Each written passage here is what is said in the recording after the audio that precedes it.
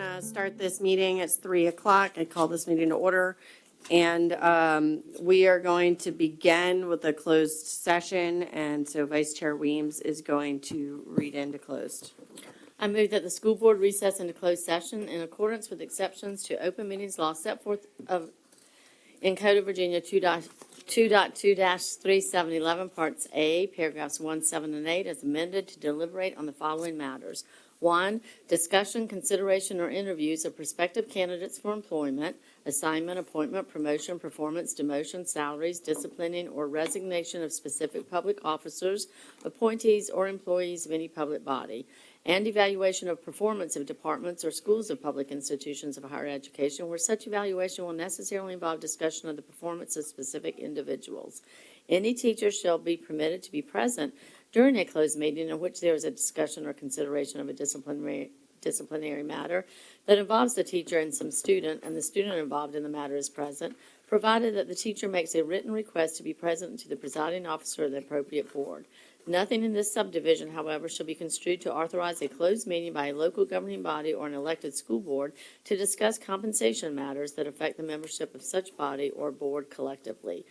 7, consultation with legal counsel and briefings by staff members or consultants pertaining to actual or probable litigation where such consultation or briefing in open meeting would adversely affect the negotiating or litigating posture of the public body.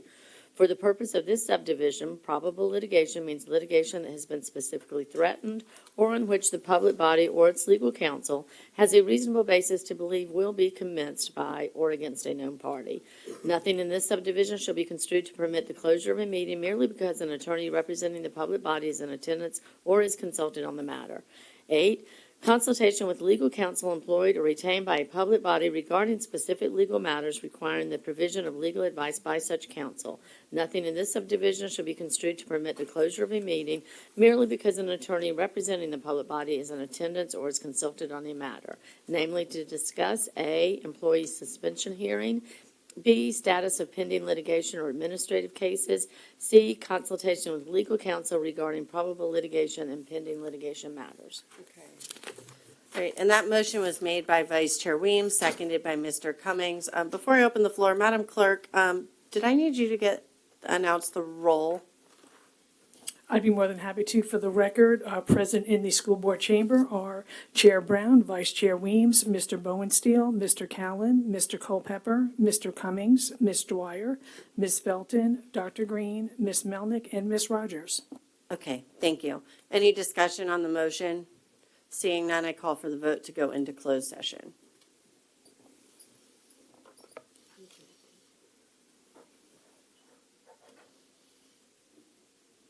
Mr. Culpepper, how do you vote to go into closed?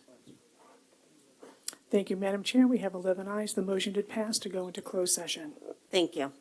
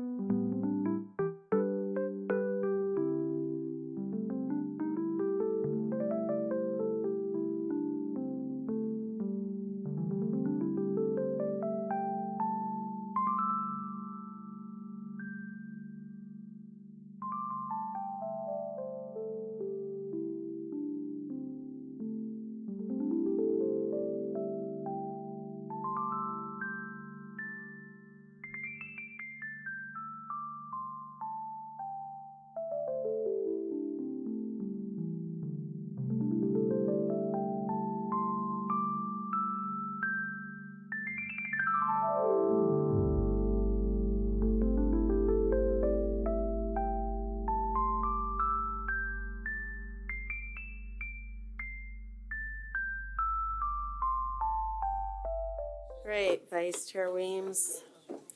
Whereas the School Board of the City of Virginia Beach has convened a closed meeting on this date pursuant to an affirmative recorded vote and in accordance with the provisions of the Virginia Freedom of Information Act.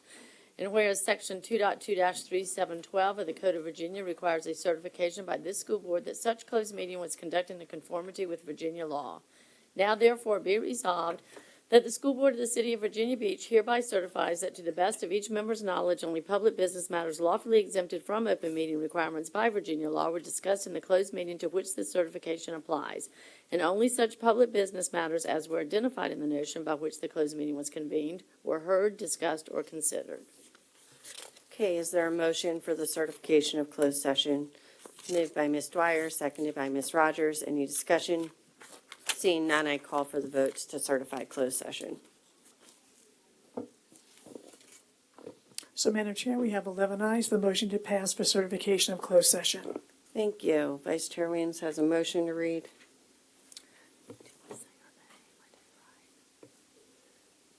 Ms. Linetti, do we read the name? It's generally been your practice not to do that, and then it'll be in the resolution. We have to keep it in the resolution. Okay, thank you. Resolution regarding suspension without pay hearing. Resolved that on January 13th, 2026, the school board held a hearing to determine whether to suspend a teacher after receiving verification that this employee had a level 3 finding of physical neglect, inadequate supervision related to a November 2025 complaint regarding a student. And resolved that the school board received exhibits and testimony and heard arguments from both the employee and the school administration. And resolved that the school board suspends the employee until either the school administration determines that the employee may return to his or her current or similar position, or until the conclusion of any grievance procedures regarding the school administration's recommendation to discipline or dismiss the employee. You said suspends, Ms. Beams. Did you say with or without pay? That's the issue. That the school board suspends the employee without pay until either the school administration determines that that the employee may return to his or her current or similar position, or unto the conclusion of any grievance procedures regarding the school administration's recommendation to discipline or dismiss the employee. And further resolved that the clerk is directed to send a copy of this resolution to the employee and his or her legal counsel, the school board attorney, the employee relations specialist, and the chief human resource officer, who is directed to place a copy of this resolution and the exhibits in the employee's personnel file, adopted by the school board of the City of Virginia Beach this 13th day of January 2026. Okay, was that a motion? Yes. Okay, moved by Ms. Weems. Is there a second? Seconded by Mr. Callen. Any discussion? Ms. Melick? So I would ask that part, I didn't like the way that was written actually, and that we strike the part that said something about testimony and witnesses. That didn't happen, and that's not exactly what this was for. Made it seem like we were determining something other than what we did. You can remove that section if you want to. You did hear from one witness, but you can remove it. It's But not no relevant. testimony, it wasn't about, I wish it were just written that we were only to determine whether or not it was leave with or without pay. I just didn't like, it made it seem like it was more of a hearing or a trial, if you will. Removing that language will not impact Okay. the decisions if that's what you want to Okay. amend it. That's Is that not a legal. motion? There's a motion on the floor. Can you make that motion, Ms. Melick? I didn't motion. I just asked that it be strike, but I didn't make a motion, a formal motion. Okay, so if it's going to be stricken, there's a motion on the floor, so we'll need a motion to strike that part. If somebody's going to make that motion. Okay, then I move that we strike the part that references what appears to be a legitimate hearing with witnesses and testimony. Okay, is there a second? Second. Seconded by Vice Chair Weems. We're discussing the substitute. Any further discussion?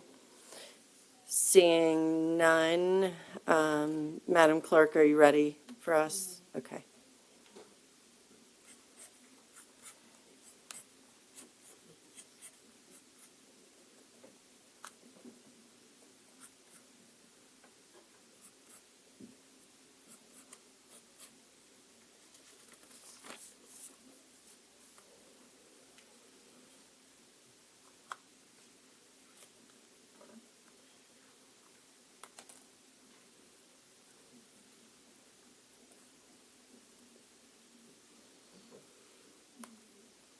Okay, I call for the vote to approve this motion on the floor, the substitute with the part stricken.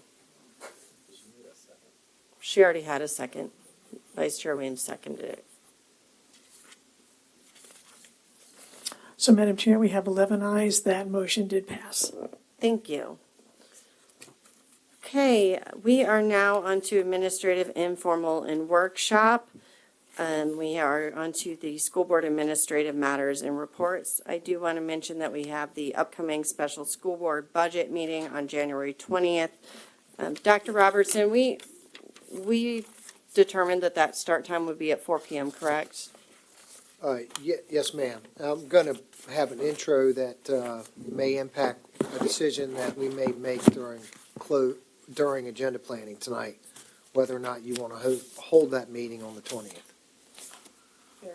Okay, that's fair enough, and we will make sure that communication gets out to the board as quickly as possible. Do any other board members have anything to report? Dr. Green? Thank you, Madam Chair. I want to make our students and viewing public aware of scholarship opportunities that are connected to a very special day. Today is January the 13th. And it's also the 113th Founders Day for Delta Sigma Theta Sorority Incorporated, for which I am a member. I belong to the Virginia Beach chapter. Delta Sigma Theta Sorority is known for its public service, scholarship, and the promotion of academic excellence. We have over 1,000 chapters globally. And I invite all graduating seniors to visit Scholarship Central so that they may see the scholarship opportunities. There are 3 from the Virginia Beach Alumni Chapter of Delta Sigma Theta. Last year, we awarded scholarship opportunities to students from many of our high schools. And the Chesapeake Virginia Beach Chapter, which is our neighboring chapter, also offers scholarship opportunities for Virginia Beach students. So in honor of our Founders Day and to help us celebrate, please check out our scholarship opportunities on Scholarship Central. And happy Founders Day to all of our members of Delta Sigma Theta Sorority Incorporated. Thank you. All right, thank you. Do any other board members have anything to report at this time? Okay, seeing none, we are going to start with our budget workshop number 2. And Dr. Robertson, our superintendent, is going to begin our budget presentations this evening. So thank you, Madam Chair, members of the board. Tonight, we are going to embark on a new process that emerged out of discussions at the July school board retreat, in which each of the departments, similar to what the city does in presenting to the city council, will present their current budget, their current responsibilities, and then any proposed changes with rationale to the 2026-27 budget. Because this is a new foray for us, tonight we have 4 departments ready. The Office of Budget and Finance, or Department of Budget and Finance, Office of the Superintendent, Department of Communications and Community Engagement, and Department of Technology.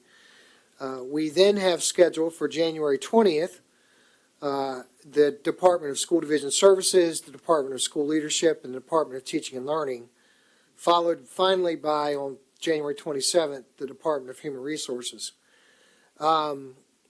We have opportunities tonight to determine whether or not, depending on how this goes and how long it takes, because we haven't done it before, to perhaps make adjustments, which would then eliminate the need to have a January 20th meeting. So we're looking forward to sharing information with you tonight. And again, we'll start with Ms. Pate with the Department of Budget and Finance. She likely will kick off every one of these workshops to give you updates on anything budget related that may have occurred between meetings. And so with that, we'll go ahead and get started. Okay, good afternoon, Chairwoman Brown, Vice Chairwoman Weems, school board members, and Dr. Robertson. So this presentation provides a high-level overview of the state budget process, followed by an update on the governor's introduced budget as it stands today. As a reminder, this budget is still part of an evolving process and will likely be revised as it moves through the General Assembly and the new governor's office. We will also walk you through key components of the Department of Budget and Finance current year and fiscal year 2027 proposed budgets. The goal is to ensure a shared understanding of where we are in the budget cycle and what changes may occur ahead, and to present the first departmental budget presentation. Our agenda covers the following topics: a review of the state budget's calendar and process, an overview of key upcoming dates, an explanation of the rebenchmarking process, a review of the Local Composite Index, or LCI, key highlights of the governor's proposed budget, a review of revenue comparisons, and an outline of the process for addressing school board member questions, followed by a transition to the Budget and Finance departmental presentation. The budget process in Virginia consists of several stages as illustrated on this slide. Virginia operates under a biennial budget process, meaning the state adopts a budget covering a 2-year period, which is then adjusted annually. The process begins each December when the governor introduces a proposed budget to the Virginia General Assembly. This typically occurs in odd-numbered years and outlines funding recommendations, policy initiatives, and the governor's priorities for the upcoming 2 fiscal years.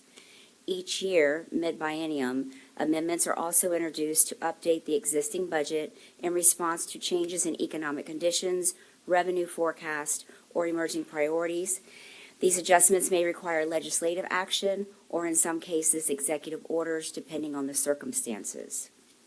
After the governor submits the proposed budget, the General Assembly's finance committees, along with other relevant committees, conduct a detailed review. This includes analyzing funding allocations, evaluating the economic outlook, and gathering input from state agencies, local governments, advocacy groups, and the public through committee hearings. Based on this review and public input, both the House and Senate develop and approve their own versions of the budget, which may include changes to funding levels, resource allocations, and specific budget provisions. Any differences between the House and Senate versions are resolved through a conference committee. Members from both chambers negotiate a final agreement and present a conference report for approval by the full House and Senate. Once the General Assembly approves the final budget, it is sent to the governor. The governor may sign the budget into law, veto specific line items, or propose amendments which the General Assembly then votes to accept or reject. This slide highlights key dates in the state budget process. Please note that all dates are tentative and subject to change. Again, the process begins with the release of the governor's proposed biennial budget, which occurred on December 17th. The General Assembly then convenes for the 2026 regular session, which will be a 60-day session on January 14th. Shortly thereafter, on January 17th, Abigail Spanberger will be inaugurated as the new governor of Virginia. Budget amendments from individual legislators are typically due within the first week of the session. By early February, the House Appropriations Committee and the Senate Finance Committee finalize and report their respective versions of the budget. As of today, we had late February, but it's February 18th will be the crossover period will occur, during which the House and Senate exchange a budget proposals. Differences between the 2 versions are resolved through the conference committee, culminating in the release of the final conference report. If agreement is reached during the regular session and the process stays on schedule, the General Assembly aims to adopt the state budget by adjournment sine, tentatively set for March 14th. If no agreement is reached and the governor proposes amendments, the General Assembly may be reconvened, and that is tentatively scheduled for April 22nd to take further action. Once the budget is enacted, implementation by the executive branch begins in May, and while May is often viewed as part of the budget cycle, it is an administrative rather than legislative, and under Virginia law, City Council must approve its budget by May 15th. Virginia uses a biennial rebenchmarking process to update the cost of operating public K-12 schools. This process ensures that funding under the Standards of Quality, or SOQ, reflects current real-world cost rather than outdated assumptions. The results of the rebenchmarking establish the baseline for the 2026-2028 biennial public education budget prior to the inclusion of any new policy decisions. Rebenchmarking occurs every 2 years in alignment with the state's biennial budget cycle. Its results are incorporated into the governor's proposed budget and ultimately into the General Assembly's adopted budget.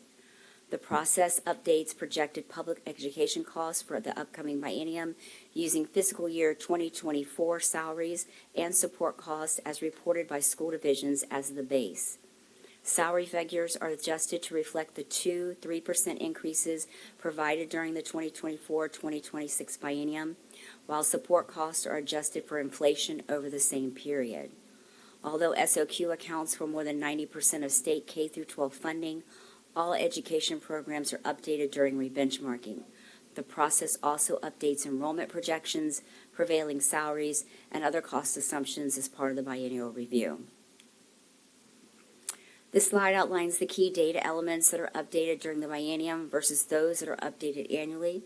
I will give you a moment to review the slide.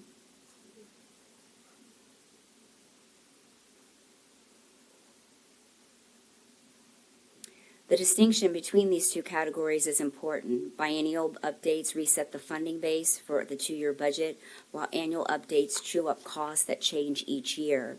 In practical terms, the biennial updates establish the starting point for the biennial budget, while annual updates help keep funding aligned with actual conditions without reopening policy decisions. As you can see, more data elements are considered at the start of the biennium than during an off year. You have heard references to the Local Composite Index, or the LCI, which determines state and local shares of funding for K-12 education. The LCI is also updated every 2 years in conjunction with rebenchmarking. The index measures each locality's relative ability to raise revenue compared to all localities across the Commonwealth and reflects changes in local economic conditions. Localities with higher LCIs receive a smaller share of state funding, while those with a lower LCI receive a greater state contribution, resulting in higher local funding responsibility for localities with higher indices. As noted in Dr. Robertson's budget briefing prior to the holidays, Virginia Beach City Public Schools LCI increased from .4138 for the 2024-2026 biennium to .4172. This means the City of Virginia Beach is responsible for approximately 41.7% of the cost of the minimum education program established under the state SOQ. It is important to note that the city contributes funding above the state required minimum. I will now briefly review what we know to date about the governor's proposed biennial budget and his mid-biennial adjustment. Governor Youngkin presented his amended fiscal year 2026 budget known as the Caboose Bill and introduced his 2026-2028 biennial budget on December 17th before a joint session of the Senate Finance and Appropriations, the House Appropriations, and the House Finance Committees. The proposed budget will be taken up by the 2026 session of the General Assembly scheduled to convene tomorrow, January 14th. The governor's amendments to the current fiscal year 2026 budget are primarily technical adjustments to direct aid programs. One item of note is the proposal for a one-time bonus payment effective June 1st, 2026 for SOQ-funded instructional and support positions. School divisions that certify a minimum average 2% bonus or equivalent action, such as a salary increase, for all instructional and support positions are eligible to receive this state funding. There are still some questions surrounding this proposal that we are seeking clarification on. Key public education-related components of the governor's proposed 2026-2028 biennium budget include the recomputed composite indices, updated sales tax and lottery revenue estimates, revised employer contribution rates for fringe benefit contributions paid to the Virginia retirement system, state funding for a 2% compensation supplement effective July 1st, 2026, and an additional 2% compensation supplement effective July 1st, 2027. An additional $299 million for school construction assistant program, an additional $137.6 million for the child care subsidy program. Governor-elect Spanberger will inherit Governor Youngkin's proposed budget, which was released as federal policy shifts threaten to put a strain on state finances. Recent federal legislation has reduced support for health care programs, raising questions about whether and to what extent Virginia may offset those reductions. The General Assembly, which remains under Democratic control, will review and amend the budget before Governor Spanberger takes final action. The next two slides present two different revenue comparisons. The first slide shows projected fiscal year 2027 revenue as presented in the 5-year forecast, along with the net change from the approved revenue in our fiscal year 2026 approved amended budget. That change reflects an overall projected increase of $22.3 million. The slide also shows the fiscal year 2027 revenue proposed under the governor's budget. The table at the bottom compares the balanced fiscal year 2026 budget with projected fiscal year 2027 revenues and expenditures from the 5-year forecast, which initially showed a preliminary deficit of $19.9 million. The governor's proposed fiscal year 2027 budget reduces that projected deficit to $12.8 million.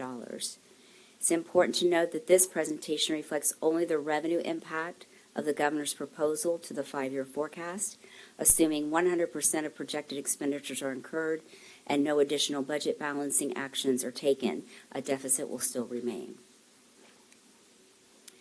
This slide is presented in the format typically presented to the board and serves as the starting point for the budget balancing process. It shows revenues by source, and it compares approved and amended fiscal year 2026 revenues with the proposed fiscal year 2027 revenues based on the governor's budget.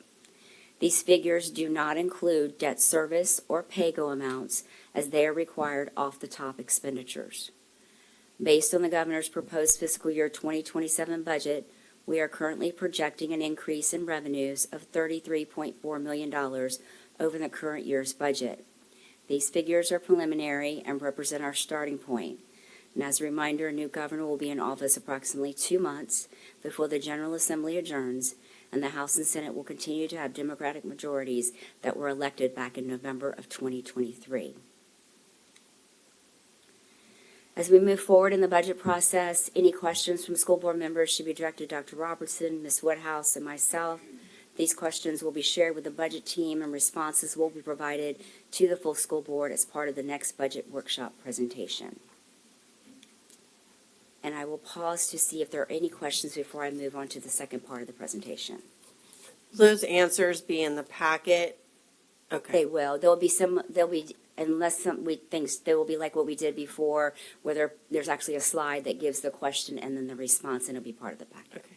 Ms. Rogers? Just procedural. So you want our questions to go to the superintendent, chief of staff, and chief financial officer, but I'm assuming we should not CC the rest of the board because of the meeting stuff, right? Okay, just double checking. Thanks. Okay.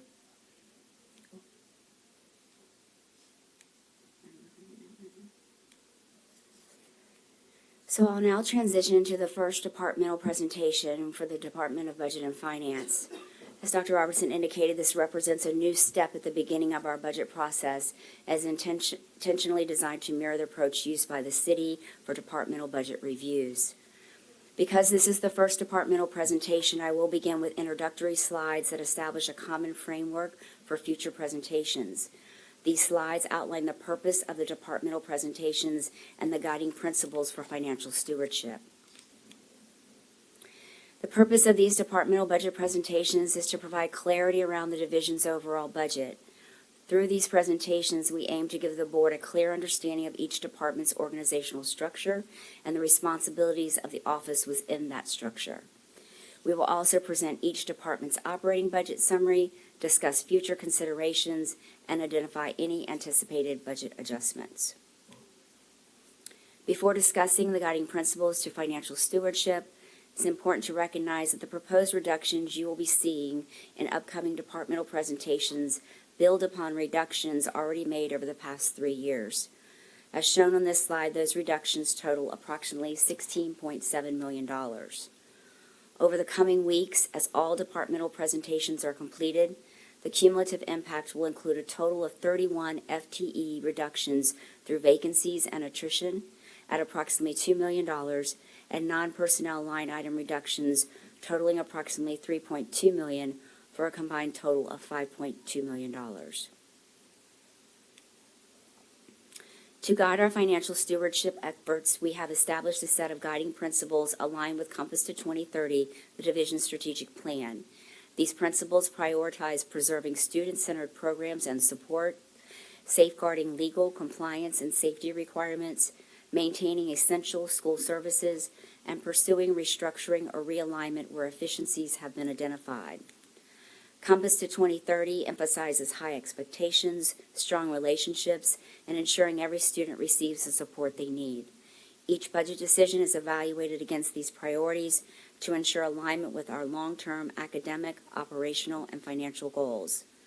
Responsible financial stewardship is essential to sustaining the high-quality programs our community expects, and these principles form the foundation of our ongoing planning efforts. And we'll now move into the specific presentation for the Department of Budget and Finance. For fiscal year 2025-26, the department's approved amended operating budget totals $12,220,499. For presentation purposes, the department is organized as follows. The Budget Development Office, which also includes the Business Services Office and a small portion of the Risk Management Office, together these areas account for 44 FTEs, including the Chief Financial Officer, 2 directors, 2 coordinators, budget analyst, system specialist, financial assistants, accountants, accounts payable and payroll staff, a grants manager, a school rentals assistant, and clerical staff. Please note that there is also a Risk Management Internal Service Fund, which accounts for the majority of the Risk Management Office and is not considered part of the operating budget. This fund operates similar to an insurance company, receiving insurance proceeds and paying premiums for all coverage. Positions include the risk manager, crash investigator, occupational safety specialist, and an insurance claims analyst not included in the 44 FTEs just mentioned. The Procurement Office is also located in the Department of Budget and Finance. This office has 11 FTEs and consisting of a director, coordinator, contract specialist, procurement specialist, a procurement card analyst, and clerical support. The last office within the Department of Budget and Finance is the Consolidated Benefits Office. This office includes 20.5 FTEs, including a director, coordinator, benefits specialist, benefits assistants, and clerical staff. In addition to the operating budget, this office also has 2 internal service funds that are not considered part of the operating budget, one for the school division and one for the city. These internal service funds account for the health insurance program and the administration thereof for school division and city employees. It includes employer and employee premiums and medical and prescription drug claims. You have seen a number of briefings on the school's health insurance internal services funds, and have also seen the consolidated activity of these funds monthly during the presentation of the interim financial statements. FTEs housed within the city and school health insurance internal service funds are not included in the 20.5 FTE count, and this table on this slide reflects those internal service positions.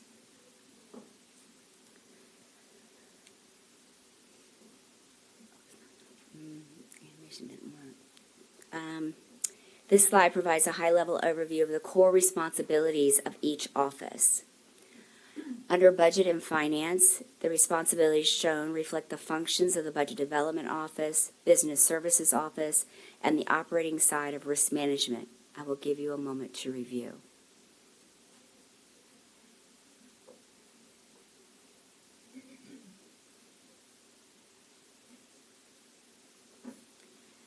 At a high level, the Budget Development Office and Business Services Office work closely together to develop the division's annual budget, oversee the financial management and reporting, administer payroll for approximately 10,000 employees, and process thousands of accounts payable transactions.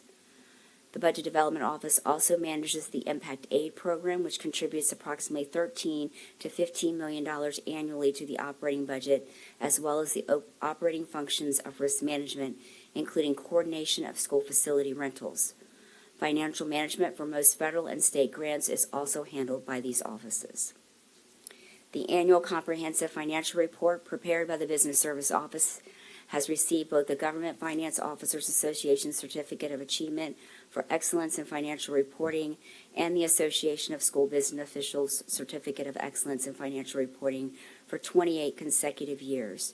The division has also received unqualified or clean audit opinions throughout that period. For consolidated benefits, I will not review each item individually as the board has received extensive briefings on this office. I will give you a moment to review.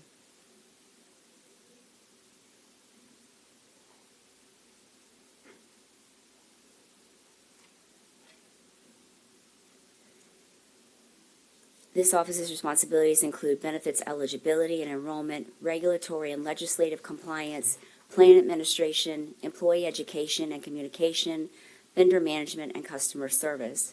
This office performs highly technical and complex work to ensure compliance with federal and state requirements while supporting informed employee decision-making.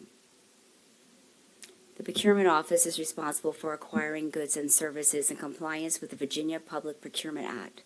This last column provides a high-level list of their responsibilities. I will also give you a moment to review.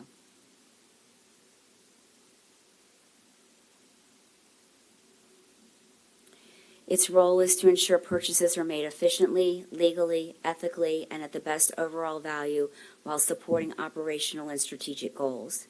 This includes managing the RFP process throughout the division, determining sole source procurements, overseeing the procurement card program, and reviewing contracts above established thresholds.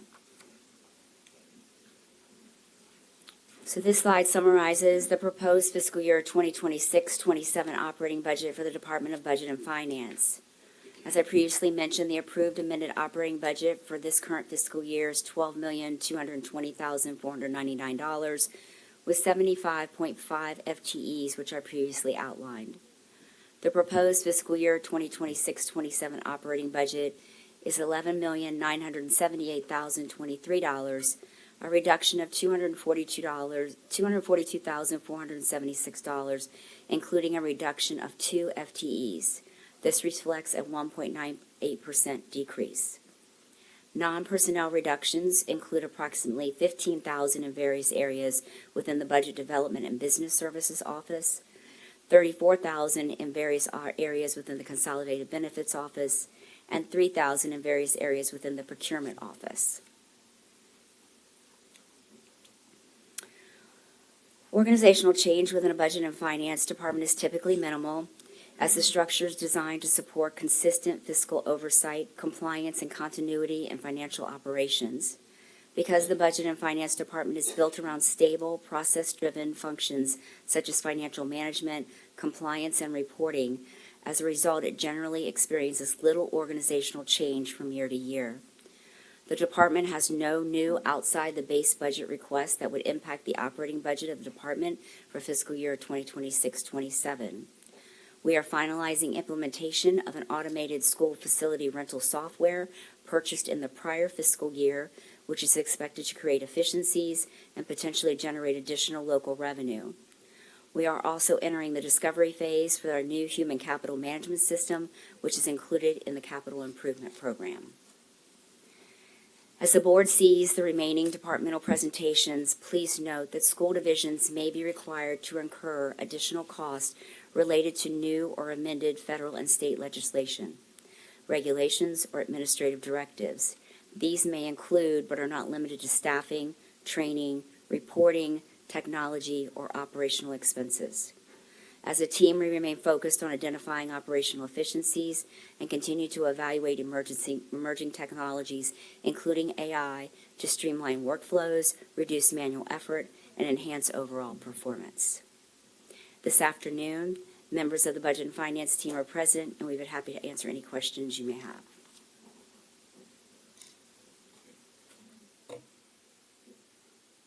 Okay, Ms. Rogers? Just a quick question, Ms. Pate.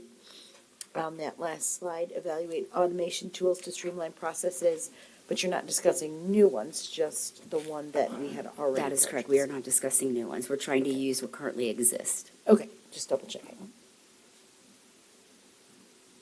Okay, and I'm sure there's going to be more questions, but since nobody has requested anything right now, I'm going to go ahead and start talking. And this is nice. We're starting earlier a little bit here and discussing, and this is a result of our retreat. And so we have time to really dive in, and so that's great. But Ms. Pate, related to slide number, I think it was 17. You mentioned many positions that were included under the various offices, and I was just wondering if there was a way that you guys could email us that, since I didn't have the chance to write them all down. I tried. We can. I mean, do you want a list of every position that's in those offices? I think that would be useful as we're getting these presentations. I'm sure that there's other colleagues that probably also have that question. And because consolidated benefits is under this office, office, I always call it department, but it's office. We have a difficult conversation with consolidated benefits and health insurance and that health fund balance. And I know that you might not be able to answer it today, but I would like to know what our plan is in this budget season for that health fund balance. So that would be something that I'd be interested in kind of hearing about. How do we plan to get that fund healthy again in a sustainable way? So anyhow, are there any Chair other? Brown, yeah, so February 10th, we'll be addressing that very question. Thank you. Are there any other board members? Okay. Ms. Woodhouse?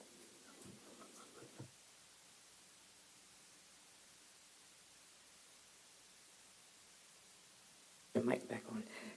Thank you, and good afternoon, school board members, and Happy New Year. I am Cheryl Woodhouse, Chief of Staff.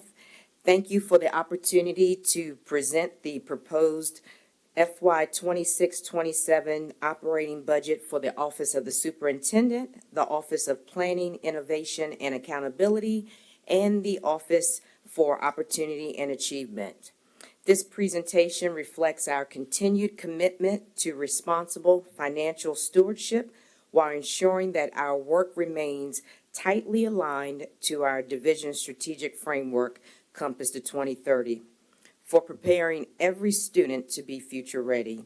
The budget before you is intentionally focused on preserving the functions and supports that are closest to the students, protecting compliance and safety requirements, and maintaining essential services to schools while also identifying opportunities for realignment and efficiency.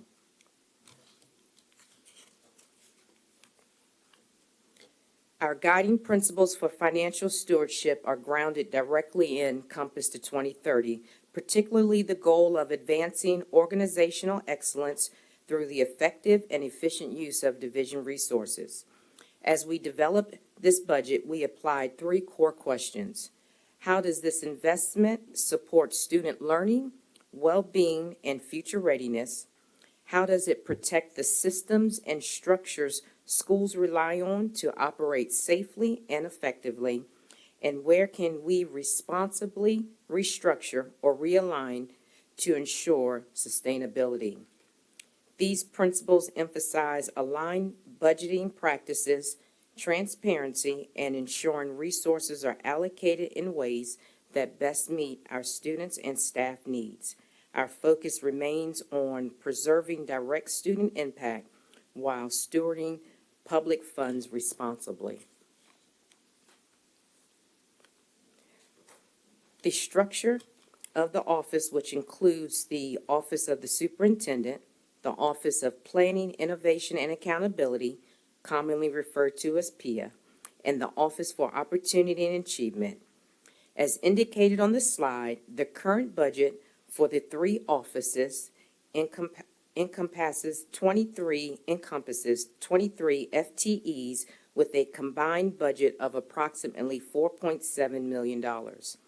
Together, these three offices serve as the connective tissue between strategic vision and day-to-day implementation and operations.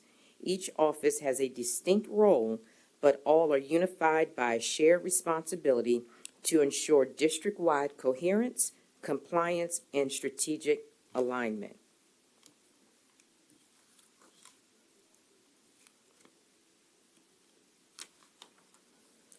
The core responsibilities of the three offices directly connect again to our strategic plan, covering every goal. The Office of the Superintendent provides the overall leadership and direction for the school division, ensuring that our daily work remains aligned to Compass to 2030. This includes setting clear priorities, reinforcing our mission and core values, and maintaining a consistent focus on student-centered decision-making across all departments in schools. The superintendent's office ensures that school board policies are implemented and that division operations function effectively, legally, and responsibly. This oversight includes monitoring organizational performance and using data to assess progress towards strategic goals, supporting continuous improvement and accountability across the system. Clear, transparent, and timely communication is essential to building trust and shared understanding. The superintendent's office leads strategic communication efforts and engages families, staff, community partners, and external stakeholders to ensure alignment around division priorities and to strengthen partnerships that support student success. Last but not least, the Office of the Superintendent supports schools by translating division-wide priorities into actionable guidance and coordinated support. This ensures schools are not only informed of expectations, but are equipped with the clarity, resources, and alignment needed to implement the Compass to 2030 priorities effectively at the school level. Ultimately, the Office of the Superintendent serves as the central point of accountability, ensuring alignment between policy, performance, and practice across the division.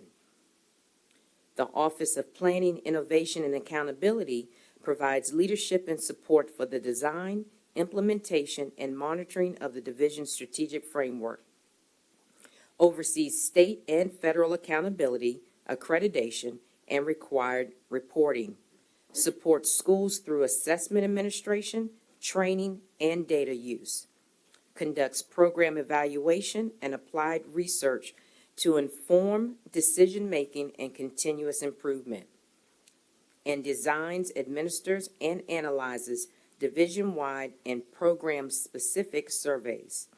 This work connects strategy, evidence, and practice so leaders and schools have clear direction and meaningful information to guide improvement. The Office of Opportunity and Achievement has continued to introduce innovative programs and expand the impact of existing ones. Mainstay initiatives such as Beach Girls Rock and the African American Male Summit have seen an increase in participation over the past 3 years.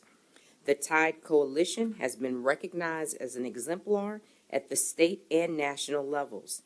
Efforts to improve the sense of belonging for students, staff, and families have yielded measurable gains in student enrollment and success in advanced and dual enrollment classes, as well as increases in belonging perception data. The establishment of the CARE Collaborative has already resulted in improvements to the division's student belonging survey. Additionally, events such as Season for Nonviolence, poster and poetry contests have strengthened community partnerships in a short amount of time. In the school year 2024, over 1,500 students were directly involved in activities and events hosted by the Office of Opportunity and Achievement. This does not include hundreds more who are involved in activities the office also supports.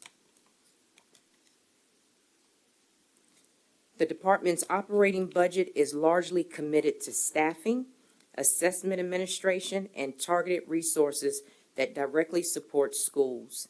These investments reflect the strategic plan's emphasis on building strong systems that enable schools to focus on teaching and learning. The chart on the screen is a comparison of the current budget to the proposed budget. Currently, the approved budget, as previously mentioned, is slightly over 4.7 million with 23 FTEs. The proposed budget for next year is still slightly above 4.5 million with the same number of FTEs, 23. This is a cost savings of a little over 167,000 or a reduction of 3.55%.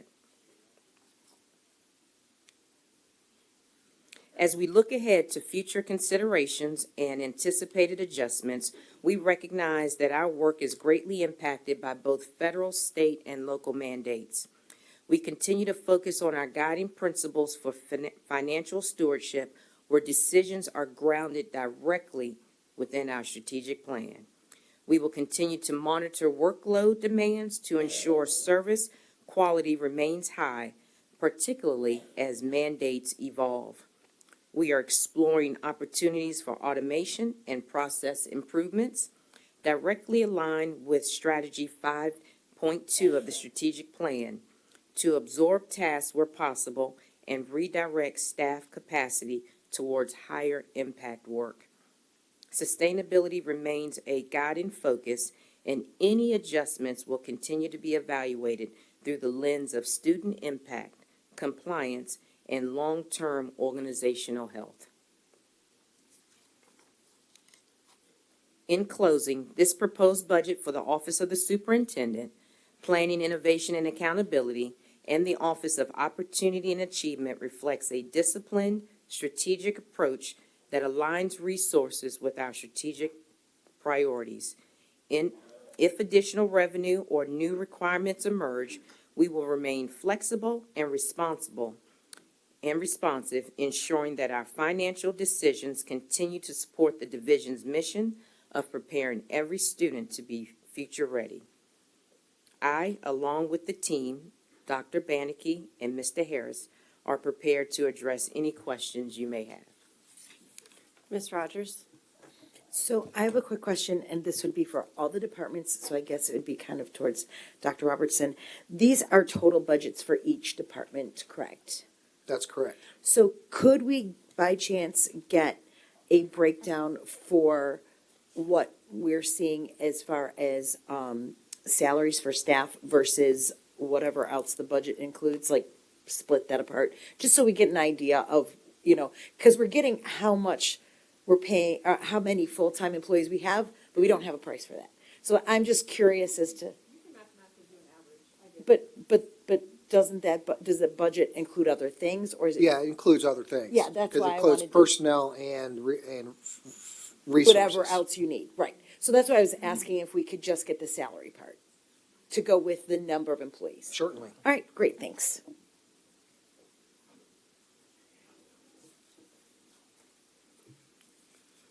Okay, so this 3.5% roughly reduction. Yes, ma'am. What exactly is prompting that? Is there a cut or, and if so, can you So- share what that is? Absolutely, because the cuts primarily come from the Office of Planning, Innovation, and Accountability. And their line item cuts as they evaluate programs to see if we can be more efficient, effective. Some is negotiating contract changes.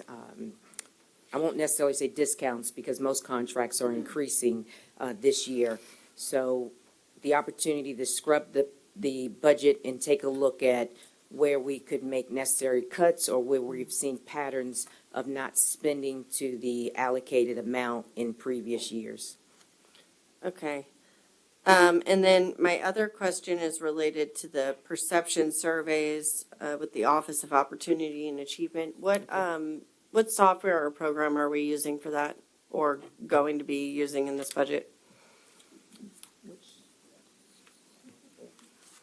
Either way, because Lisa does the surveys. Yeah.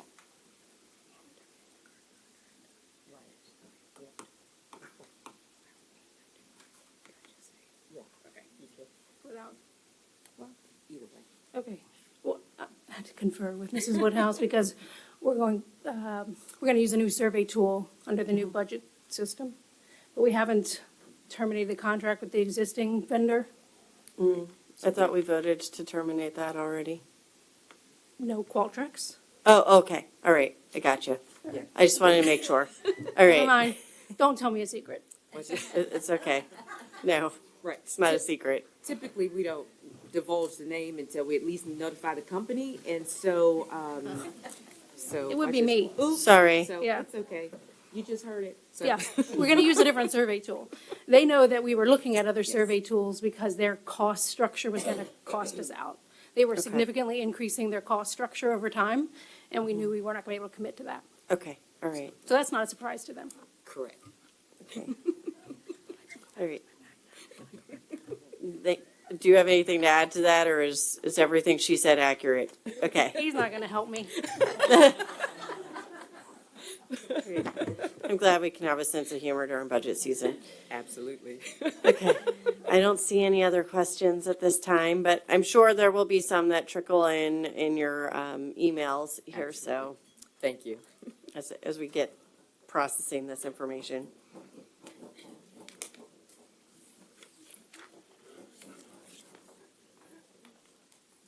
Okay. And it looks like we have Ms. Livis.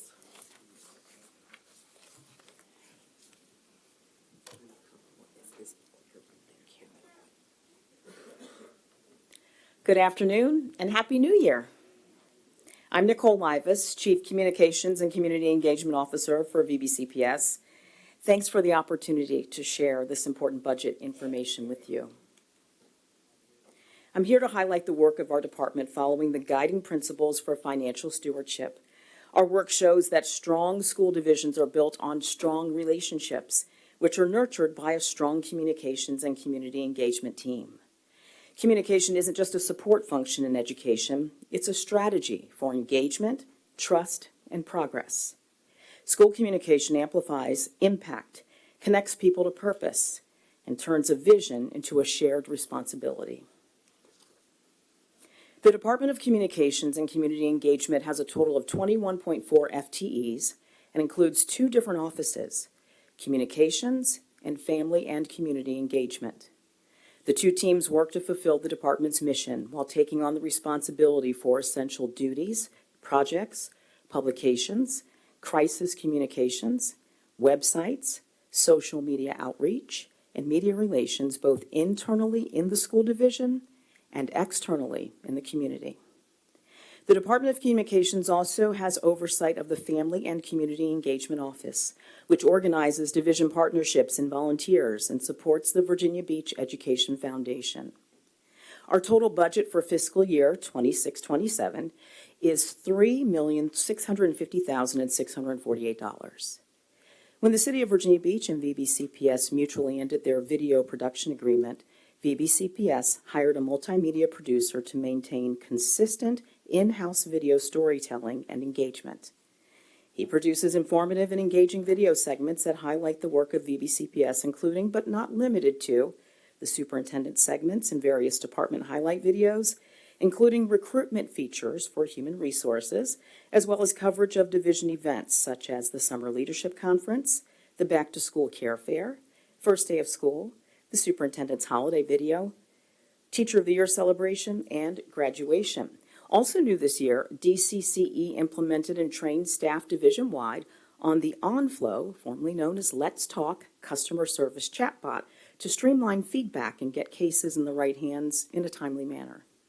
For Crisis Communications, we not only produce messages for individual schools and division-wide, but we have established a working relationship with the Virginia Beach Police Department and local and regional school and business communications professionals to stay on top of critical information and communication training and trends. Our priorities for the coming year are to streamline our tasks so we can be more efficient and continue to work within our budget as we keep producing high-quality, engaging content that informs our students, staff, and stakeholders. This slide shows the core responsibilities of our comms department and the FACE office. On the communication side, we manage the division's primary platforms, social media sites, the OnFlow Let's Talk chatbot, and ParentSquare Alert Now. Comms also produces division-wide video and multimedia content, including the superintendent's monthly desk side chat and his Good to Know series for external stakeholders, and Nicole's Adventures segments, which highlight various VBCPS people and programs, and those division videos I already mentioned to you. Comms also supports school websites and the division's website. We have a graphic designer who produces content for various departments, including publications like the Kindergarten Handbook and the Superintendent's Estimate of Needs booklet, and video content support. We train and manage school media liaisons and ensure accurate, timely information reaches families, staff, and the community, especially during critical moments.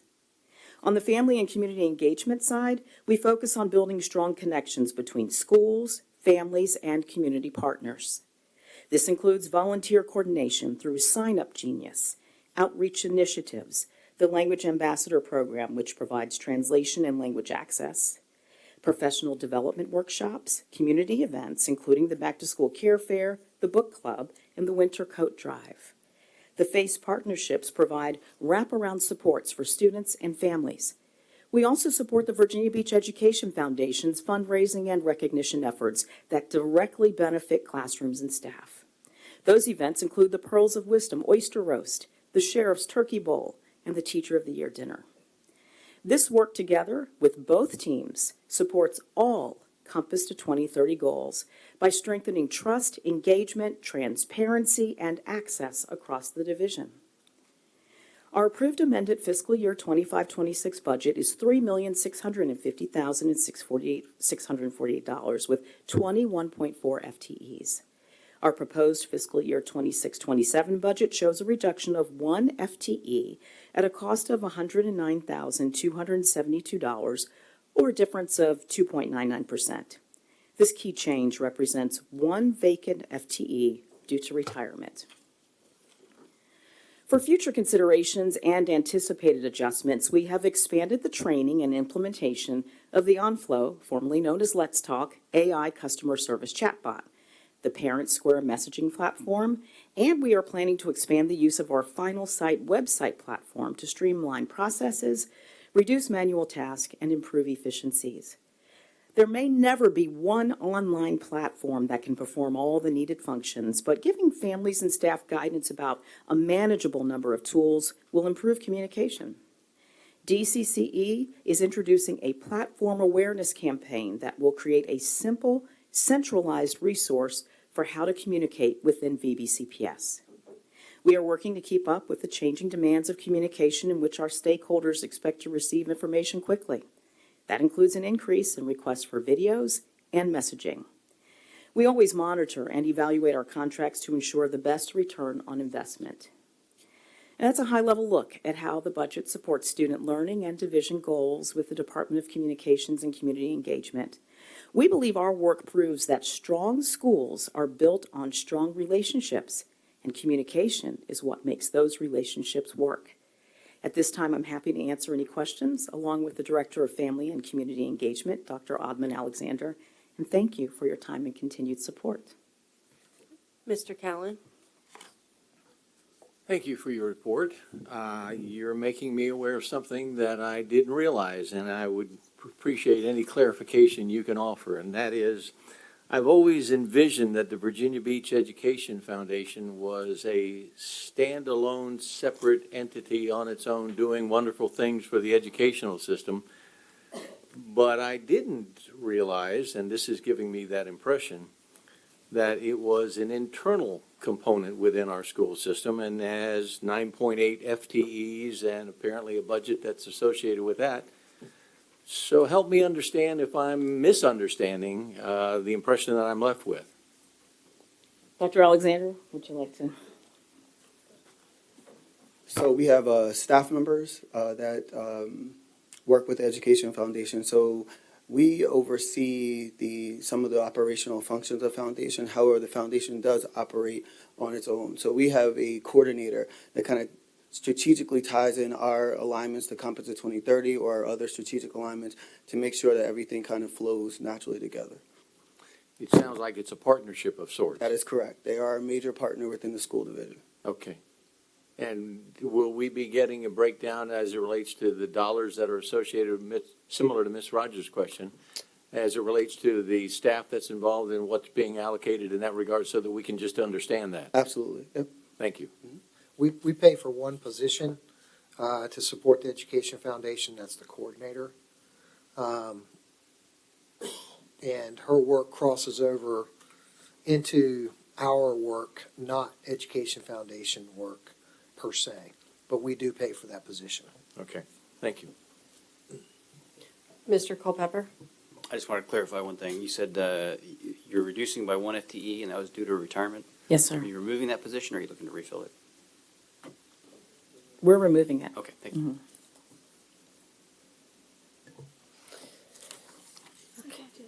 Okay.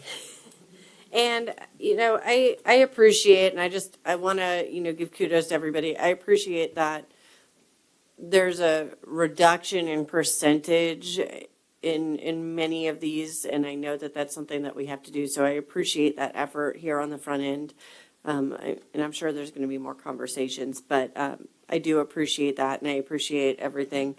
I do have some questions about the Let's Talk platform, and I don't know that you're going to have the answers right now. I'll try my best. Okay.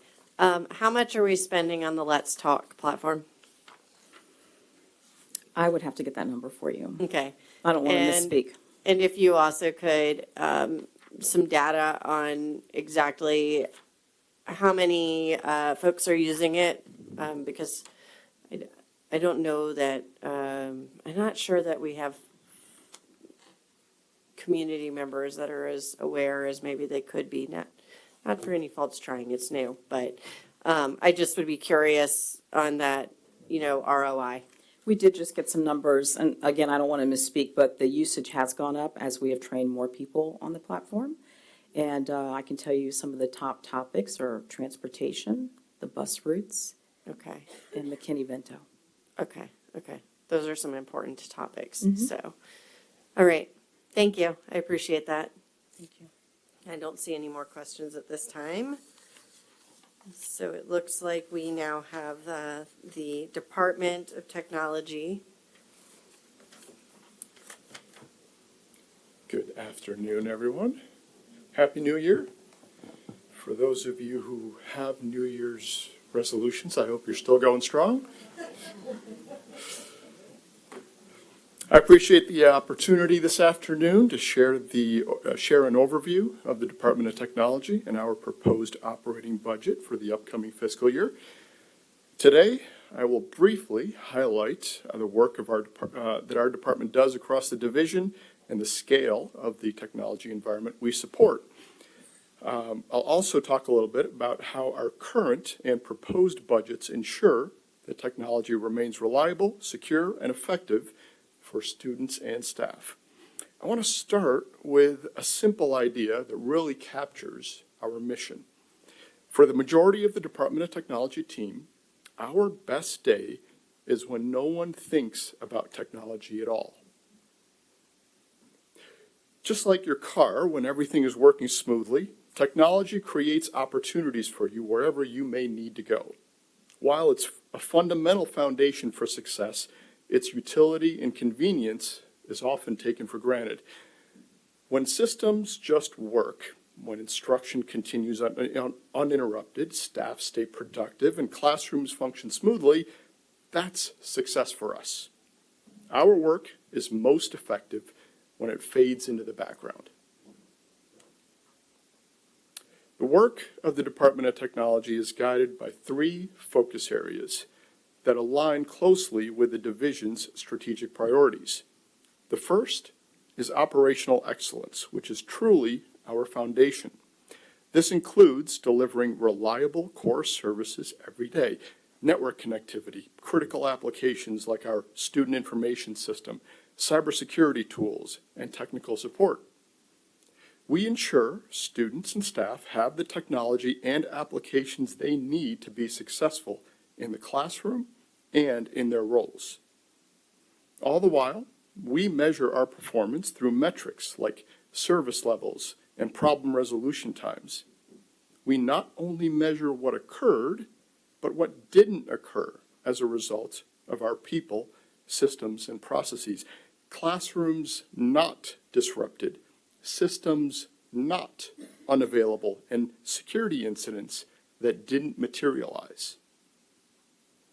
Second, making the Department of Technology a great place to work. Technology services are delivered by people, not hardware and software. We focus on professional growth, mentorship, engagement, so that we can retain skilled staff and maintain continuity in an increasingly competitive technology workforce. I firmly believe that a great organizational culture is the backbone of any successful team and encourages an engaged and productive workforce. And finally, innovation.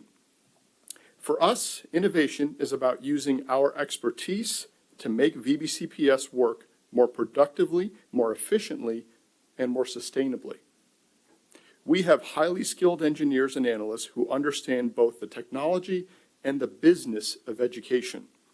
We partner with departments across the division to identify inefficiencies and apply technology in thoughtful ways, often behind the scenes, to simplify processes, reduce manual effort, and improve productivity. This includes the responsible use of automation, analytics, emerging tools such as artificial intelligence, always implemented in controlled, secure, and scalable ways. Most importantly, innovation in DOT is designed to strengthen operational reliability. When done well, these improvements reduce workload, control costs over time, and allow staff across the division to focus more of their time and energy on students and instruction. This slide provides important context for the work and responsibilities I just described.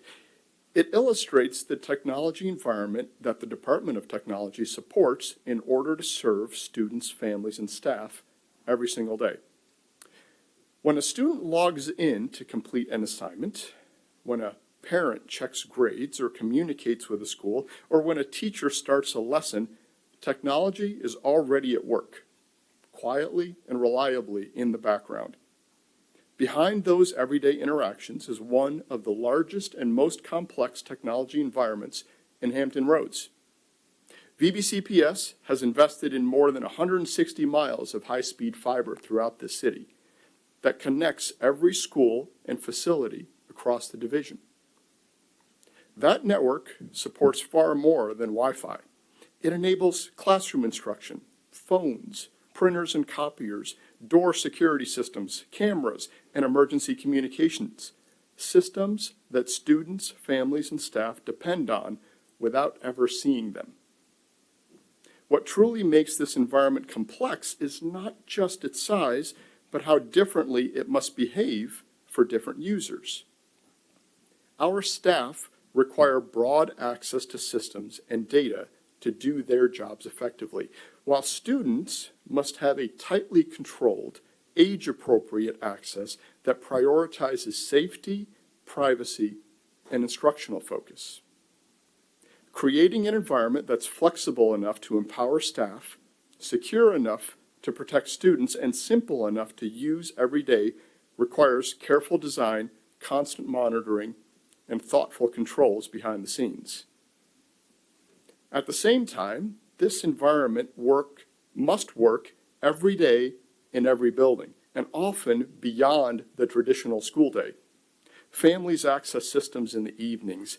Students work from home, and staff rely on technology well outside of normal business hours.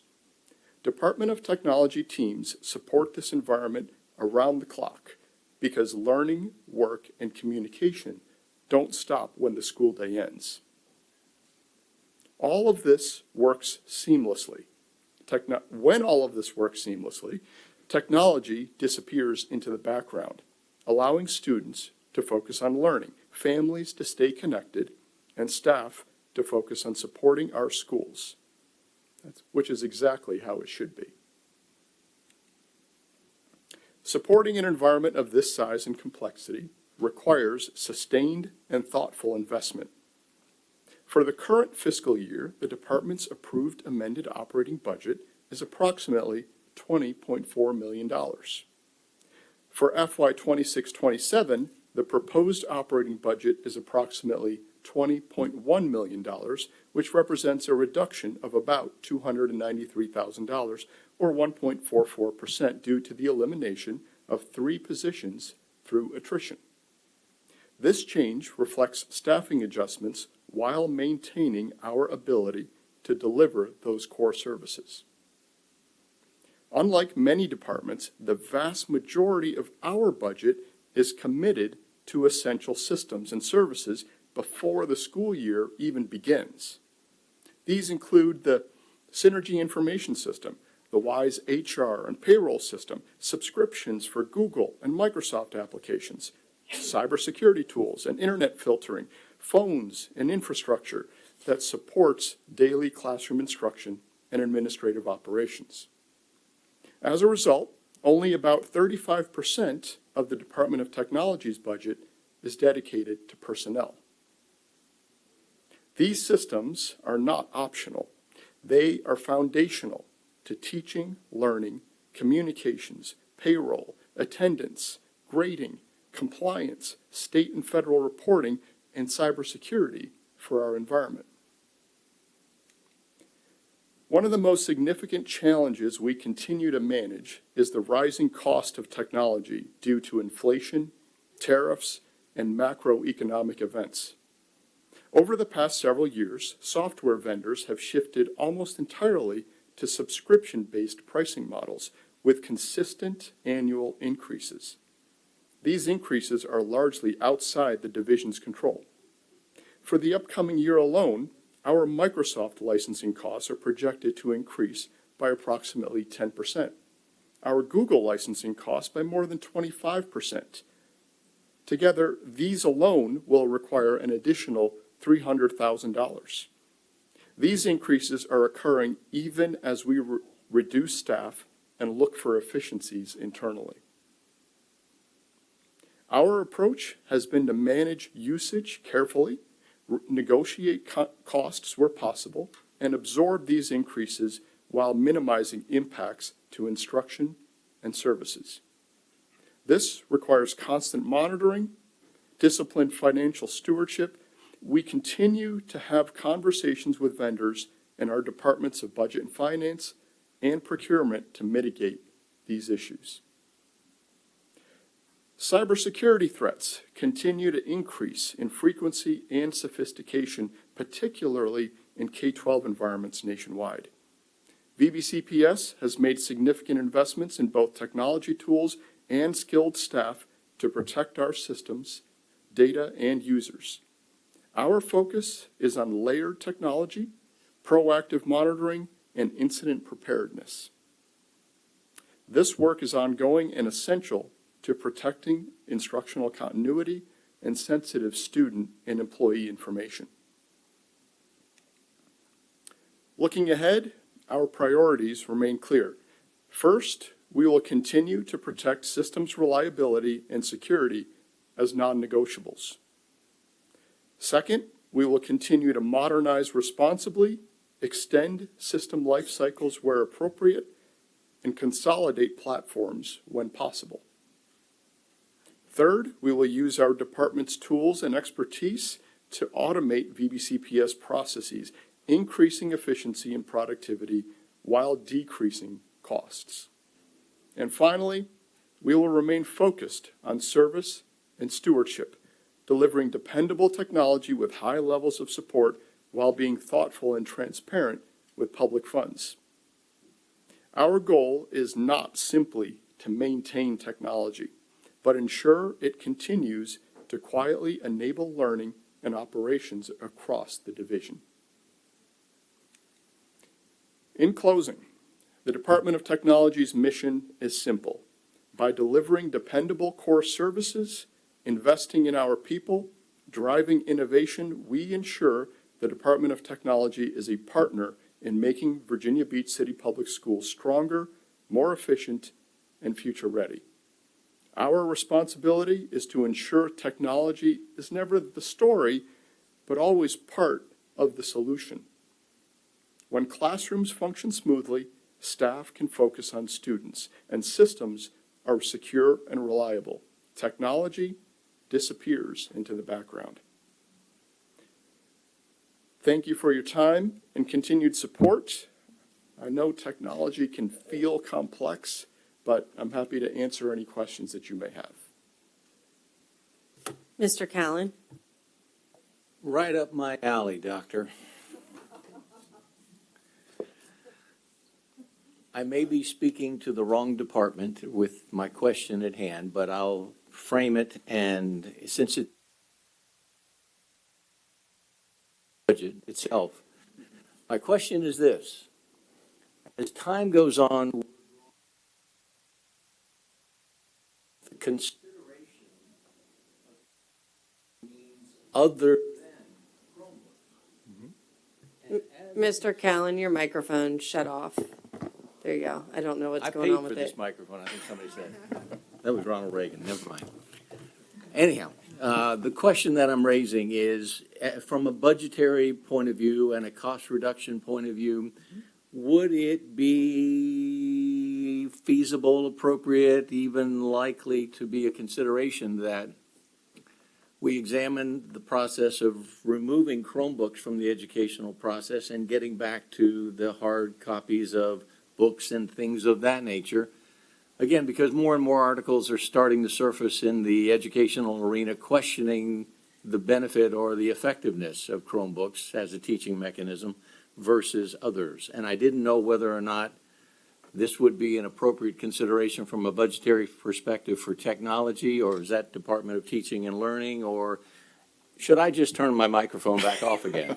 No, I think I can take that one, Mr. Callen. So there are a lot of variables in that question. So the marketplace has adjusted from the creation of textbooks, hard copy textbooks, like many of us had when we went to school, and it moved to technology devices which allow for information to be updated more regularly because you can do it online. You don't have to do another hard copy print. The literature out there right now is asking education to take a closer look at the amount of screen time students are getting. And I think the issue is much like we have tried to explain here. There's screen time for learning, which is absolutely appropriate, and then there's screen time for pleasure.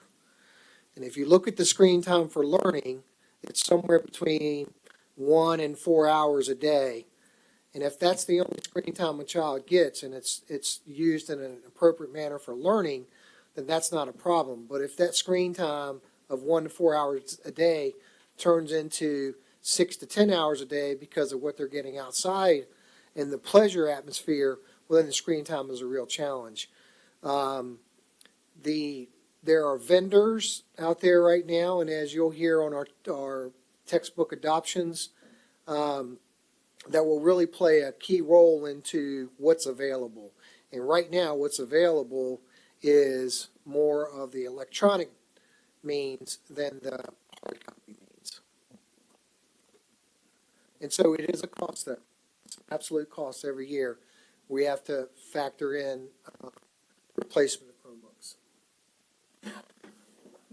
Thank you. I appreciate that. And I guess my closing response would be, this is just an area I would like us as a board to continue to explore and at least evaluate. And I know that's in your arena, but not necessarily your decision-making process. But thank you for your time. Absolutely, thank you. Mr. Culpepper?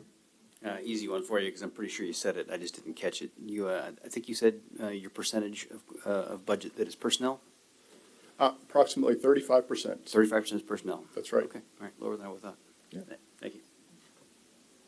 Ms. Rogers? Thanks. Thank you, Mr. Din. I know that this is not my area of expertise, but having been on the educational end of it, I do think that it's a balance between whether or not the costs are increasing and the cost of introducing something new and retraining everyone. And that's also something that is always a balancing act. I don't know, like 25% increases in Google seems so high. And I don't know if there's something, because we use Chromebooks, then we are locked into Google, yes? We are. Yeah. So again, it's, you know, what do we do? To Mr. Callan's point, I do truly support less technology in our early childhood environments. I think that's where we should focus if we're going to, because those are the students who are learning to read. They need real books, learning to interact with each other, and technology doesn't support that at that age. I think as you get older, it is necessary, it is required, because that's the world we're living in. But at an early age, we're, you know, pre-K, kindergarten, that's where we can maybe adjust. That's just my opinion, but I wanted to share that. Mr. Cummings? Well, you kind of answered a little bit of my question, because I noticed I was curious about the Google increases and whether or not we were thinking about becoming a Team Microsoft or Team Google institution, since there is probably some duality of services within that.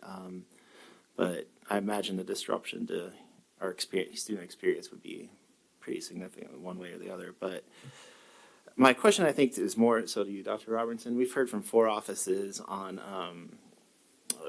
automation and the hopeful goals for that. And I think, like, from my perspective, I would love to hear, and not for now, but just as a question for future use, just what is our pathway forward with automation, where we're seeing opportunities, how we're leveraging technology, and then, you know, what is some of our cost savings with that comes along? Because it seems that this is, you know, I know professionally it's a growing emerging trend that every single company is talking about, but one, is exciting to see 4 people all, you know, joining together saying, how do we better more efficiently, you know, operationalize as an institution, and take away manual labor to free up our people to do work and not administrate work. So that excites me. So I'd love to hear, you know, down the road, just what is our pathway forward with automation, optimization. Can do that.